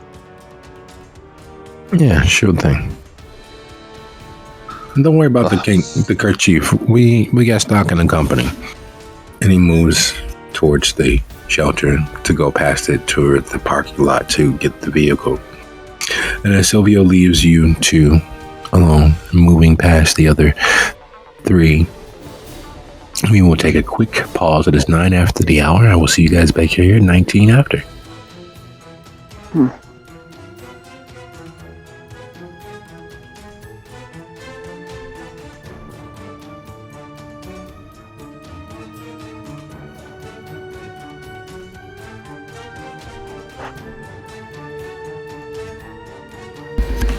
Hi, folks. Sorry for the delay. Is everybody back yet? I'm here. I'm here. I'm here. I'm here. All right. Hess? Yep, back. All right. So, our merry band, our band of blood-drinking monsters, stands outside of the front entrance towards the shelter, towards their home base, towards the safety and security that entails. Inside is a swarm, a horde of hoary demons, dead denizens of the Shadowlands, seeking escape amidst the slaughter at the hands of others of their kind. They have been drawn to this location, to this moment, by the very person standing arm's reach from the door. What are we doing?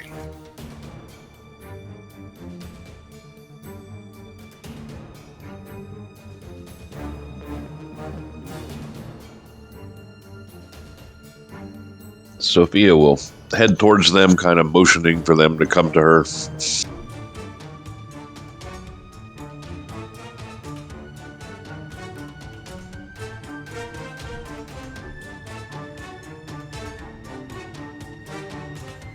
Lucio is going to be following Sophia's lead on this, trying to get everyone out.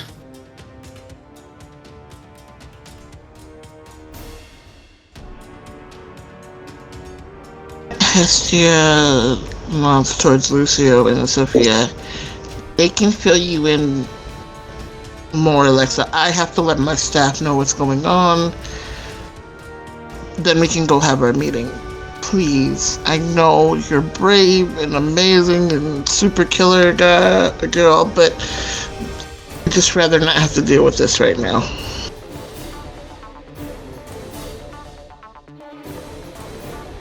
Meanwhile, I just continue to hand out coats because I have no clue what's going on other than they were talking about spirits. And spirits plus fleshy bags is a bad idea, always. That's what the movie says.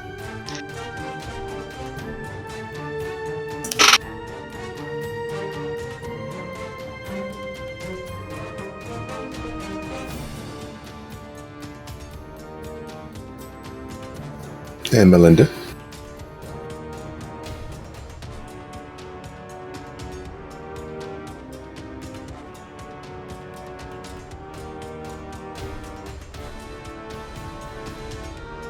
Okay, so actually, would you be so kind as to go ahead and roll your charisma plus persuasion? Your DC is 3. Lucio, Sophia, your role is much the same, though, to affect your other coterie members, i.e., get across how important it is or put some impetus on moving in your general direction or away from the building. One would be a contested roll versus their resistance or a choice of ignorance. So you would just need to roll as highly as possible. What am I rolling again? Charisma and persuasion.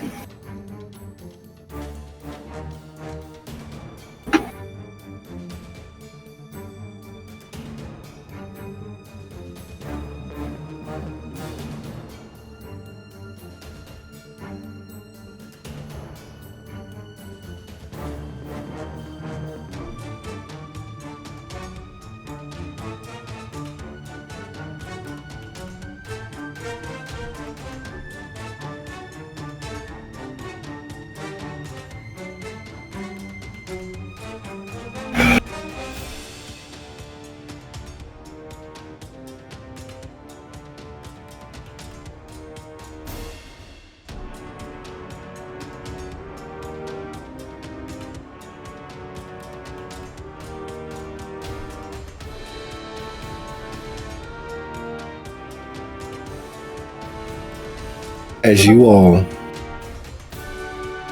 drive home, how important, either silently motioning, begging, demanding people, the coterie to draw near, and as Hester pleads and puts forth the case that Alexa should not enter. There's a dawning realization. There's a matter that had been decided but not determined. And the idea of putting out one fire, or at least this fire, brings it closer and more apparent to the fore. You all provided information to the government that, in the form of redwood, and it has been more than enough time for the government had to have divested him of all that they could. And now the hand of death of the city government is here, visiting you all. Clearly not dressed for the business of her station, but needing to speak with you all.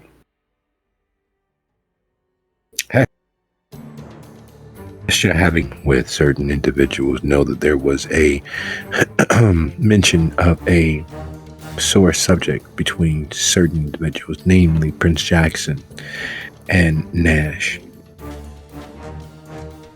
And while Alexa is a fount, a source, a beacon of death herself, Nash has lived several hundred years as a grifter, as a outsider, as someone who utilized the Blue Bloods penchant for affecting others' minds to his own end. And it is no stretch that the trail of ghosts, spirits, and the other members of the Dead Society that follow in his wake would be immeasurable. It would be long enough, deep enough, that with the right push, he could easily be beset. And while his connection to all that is unholy and dark in the world may not be as strong as wielders of oblivion, of obtenebration, and necromancy, it is sufficient enough to also act beacon, a pulsing, vibrating, alternating current of a beacon. As you all settle in Sophia's cab, small matters of this and that settled, and you all are driving under the well-controlled hand of Silvio. You find yourself in the neighborhood of Djibouti as these thoughts settle, and Alexa primps and preens as moves her clothing, and for all intents and purposes in acting in mannerisms is very much that toreador seeming personality that you've witnessed hands-on being close enough to Mr. Sorochi. So, Hounds, I want to thank you for not allowing me to enter into your death maze and killing all of your spirits for you, as fun as that night has been. But, and, however, mayhaps, there's something far more pressing. The government has decided that if you all are successful in obtaining a confession from Walter Nash, that you may have a reprieve and your independence for 90 days, which is not that much time at all, but it does give you the opportunity to not be at that beck and whim. And if you are successful, will verify their leniency. If you are unable to obtain a confession, well, you'll disappoint them.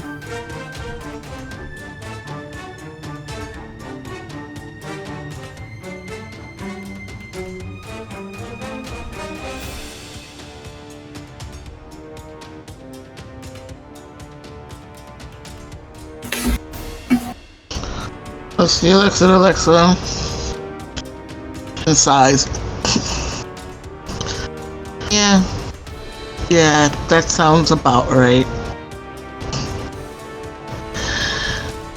Alright, I guess we will do what I can't say our best because you know what? It's gonna have to be our best to get him to freaking confess. Or our worst, one of the two. I think our worst, because it makes it hurt. If I may, what is it they expect him to confess to exactly? Well, I don't engage in gossip, but you all seem trustworthy. At least enough, being as it's your job and it's your lives on the line. I guess I should share. Well, how much hair product he uses. Why he doesn't need to shave.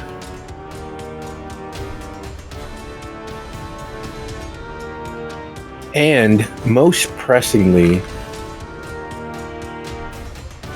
how many potential victims he has left in the world with the knowledge that he was the cause of. There is a prince, a master of a city, who has lost their child. And it is believed, based on what your little hacker friend stated, that maybe Walter maybe drank Honor Mercer into the next state of being. That's right. They believe there's a chance that Walter has done the dirty sip without permission on a prince's child.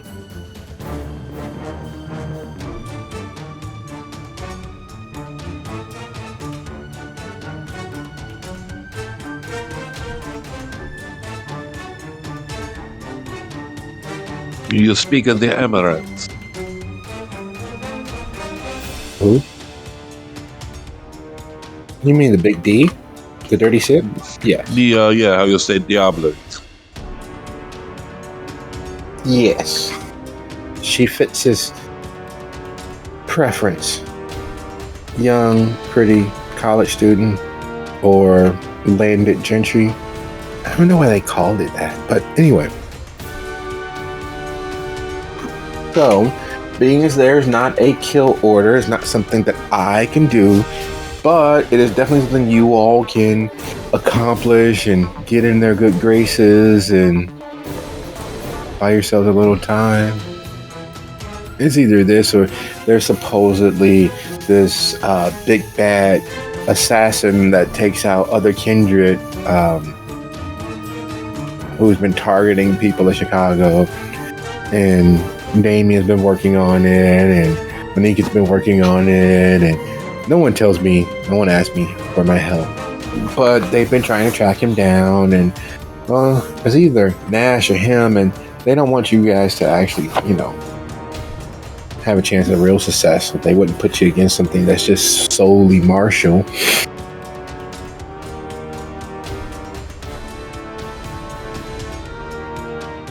Is this McTavish again? That's his name, McDonald's. Yes, McDonald's. Yes. Supposedly he's not far from the city, or he's operating in the city. I haven't seen hide nor hair of him. And I found this lovely... Okay, look. So here's the idea. Now, I have found a dirty thin blood who can't talk. And I'm trying to figure out how to interpret his screams without letting his hands free so he can use sign language. But I'm trying to get his screams of pain out of him. But he can't talk. Like, his voice just doesn't work.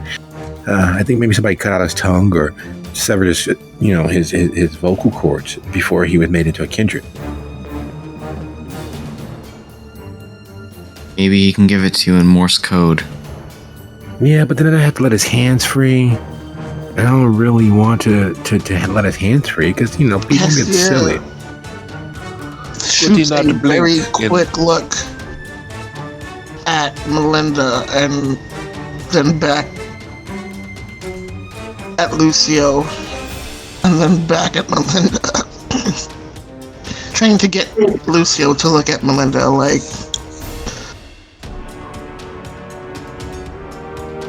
Could he not blink in Morse code for you? That's a good question. I need to find out if he understands Morse code, and I'll probably have to teach him. But with him being one of the 30 Thin Bloods, he surprisingly has really good vitae. It's almost full flavor. It probably is full flavor, which is weird. I just don't want to say that it is, because, Thin Bloods are dirty. But I know that I can work at it, and Morse code is a good idea. Maybe I can get him to blink. Like, they do this thing like arrow and number of blinks and arrow and number of blinks. And I need to figure that out so that I can really get him to just give me what I need. And I can put him out of his misery.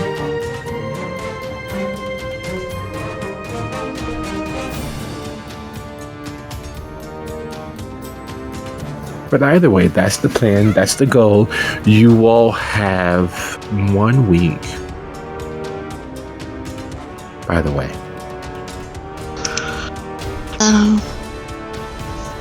sounds good. I understand. Out of curiosity, Alexa, what does this thin blood look like? Blonde. Boyishly handsome in some way. At least he was before I ruined his face. I want to see how long it takes me to heal his back. Kind of tall? Tallish, yeah, but everybody's tallish compared to me. But yeah, so that's the idea. Would you all take me back to my car so that I can leave? I got things to do, and you all have a week to find a surviving pirate who has managed to exist in today's day and age and is pretty wily and keeping people off his tracks. And well, anyway, I wish you luck. Oh, and this is weird. One of the Primogen, I'm not going to say who, I wouldn't dare say Critias, states that you all merely need to utilize a scientific method, and he is sure that with your intellect and deductive skills, you would be able to find the target. I'm not sure what that's supposed to mean. Sounds like a bunch of gobbledygook for me. You guys aren't Sherlock Holmes or House or any of those smart detective type people. You do remember that I'm a freaking botanist, Alexa. I am a scientist. Yeah, but that's like with numbers and things that are not human. It's a little different. Like, there's no chlorophyll. We use vitae. And average humans use blood, but that's not chlorophyll, is it? That's not the same, right?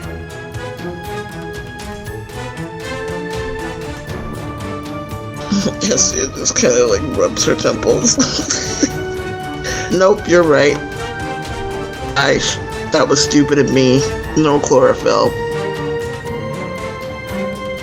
It would be pretty weird if we could photosynthesize chlorophyll in our blood and our vitae and get everything we need from just the light. Of course, that means that we'd be dead twice over because, we can't deal with UV lights.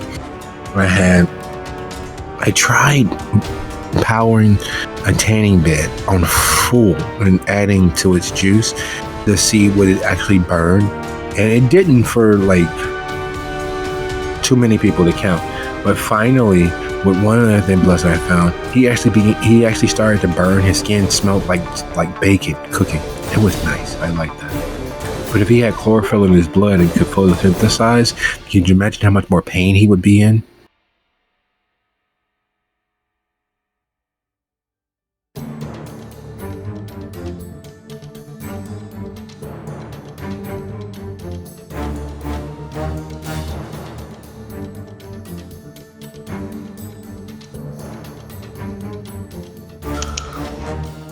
Tessie looks at Sophia.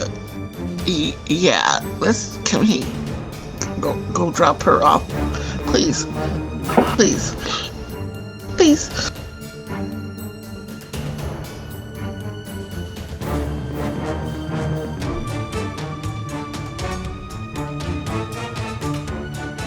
So, once more, round the block and round and back.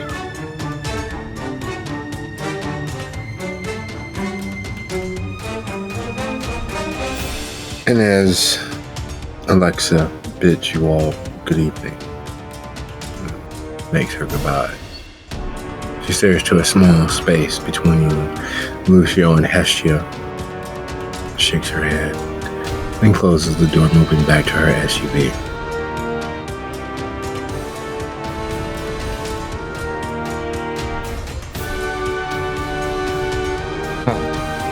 What was that about?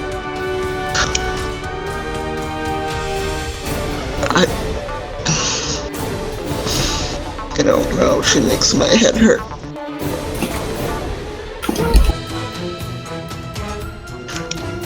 Okay, but did you not get what the hell I was trying to say without saying it? No. Leans forward. It's really close to Lucia's face, looking at where Melinda is, and then goes, remember our trip to the bar? And why we went into that particular bar that night? That all this shit went sideways?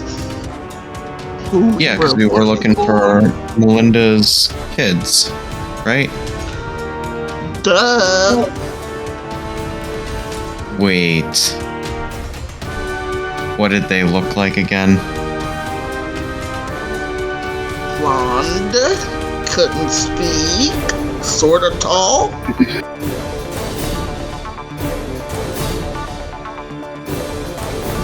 Oh.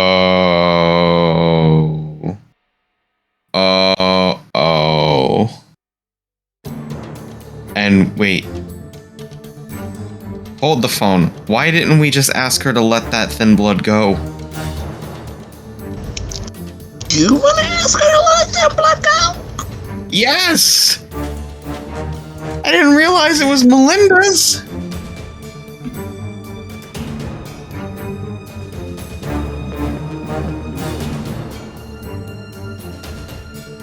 Oh my god.